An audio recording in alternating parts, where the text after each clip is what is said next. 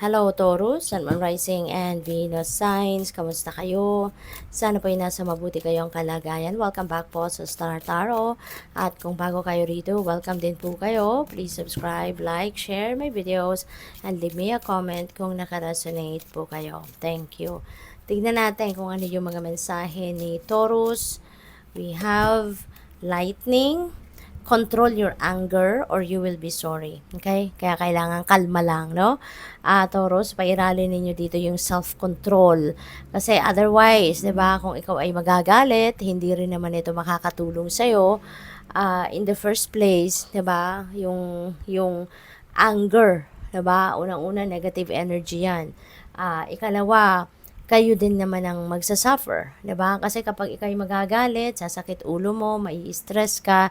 So, in the long run, ikaw din, no, yung mahihirapan. Kasi lalo-lalo na, 'di ba?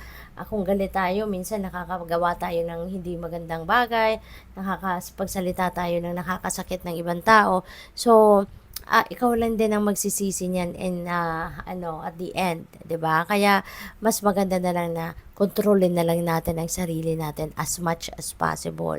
Kayanin natin, no, na kontrolin natin ang galit, yung hatred, yung ganon, okay? Para nang sa gayon, talagang maano natin, mas maayos natin ang ating pakiramdam. Kasi lalo-lalo na kung kayo'y may sakit, 'di ba? Kung kayo'y kunyari, kung kayo'y merong, let's say, meron kayong hypertension, 'di ba? Nako, yung galit, yung strong emotion na yan ay hindi makakatulong sa iyo. Kaya mag-iingat kayo, okay? So, we have courage, journey, either physical or mental. Ayan. So, may biyahe, may travel, no? Physical travel, ang iba sa inyo rito. It could be just, quick travel. Malit lang yung sasakyan So, baka, lang ito, short distance lang, no? Yung babiyahiin ninyo. Pwede rin naman na mental travel ito. Baka yung isip ninyo, no? Yung isip ninyo yung malayo na ang nararating or isip kayo ng isip, maaaring ganon. So, what else? We have, well, family wishes come true. Okay?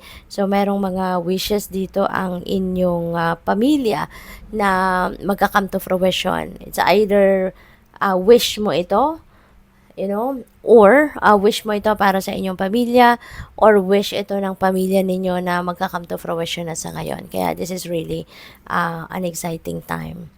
We have eagle, triumph over troubles and obstacles. Ayan, napakaganda, di ba? Kaya ikaw ay magtatagumpay, no? Ikaw ay magtatagumpay sa mga gulo, mga kaguluhan, sa isip, no, sa 3D reality, ano man yung mga obstacles ninyo rito, mga naging sagabal, no, sa buhay mo, mga delays, mga blockages, feels like, yan ay mapagtatagumpayan ninyo. Yan ay malalagpasan ninyo na sa ngayon. So, we also have hat, you will be playing a different role. Okay? Pwedeng mayroong promotion dito ang iba sa inyo. Pwede rin ang iba sa inyo rito ay siguro malilipat ng opisina, maaaring maglilipat ng posisyon sa trabaho, 'di ba? Baka kayo may po-promote, ang iba sa inyo may lateral movement, yung mga ganon. Pwede rin na role ito sa loob ng pamilya, no? Baka ang iba sa inyo rito baka mag-a-assume na ng role ng bilang isang nanay or bilang isang tatay, 'di ba? May maganon tayo. Kahit kapatid natin, sila na yung tumatayong nanay at tatay natin, 'di ba? May mga ganong ganap. So, for some of you, that might happen. What else? We have pineapple reconciliation, napakaganda kasi meron ng pagkakaayos, no, sa mga hindi nagkakabate, no, mga nagkaaway, nagkaroon ng diskusyon, now you are going to reconcile na. So that's really beautiful. What else? We have ink pot, problems to be resolved. Okay? So, mayroong mga problema dito na masusolusyonan na. Maaring isa na dito, no, yung away ng magkapatid, away sa pamilya, or magkakaibigan. So, ngayon, masusolve na yan, magkakabati na kayo, you will be able to, tawag dito, patch up na kung ano man ang hindi ninyo na pagkakaintindihan, ano? So, masosolve na ang mga bagay na iyan. So, we have rainbow. The most difficult part of a situation is over. So, maaari pa rin na related ito dito sa problems, no? To be resolved. So, malalagpasan nyo din, di ba? Isa pa, meron tayong triumph energy, kaya for sure, no, malalagpasan nyo na kung ano man ang problemang ito. Malalagpasan nyo na kung ano man ang mga difficult situation na ito, no? So, we also have bat. Take care, enemies are working against you. Okay? So, mag-iingat po kayo. Alright? Mag-iingat kayo. Kasi, baka meron dito mga taong naiinggit sa'yo, merong mga nangaaway sa'yo, merong, alam mo yun, yung mga merong mga tao ditong hindi natutuwa, no, sa mga tagumpay mo, yung mga ganon. Kaya mag-iingat kayo sa mga tao na nasa paligid ninyo. Huwag kayong masyadong magtitiwala, no? Pakiramdaman ninyo, kilalanin ninyo yung tao. Kung talagang katiwa-tiwala, then it's okay.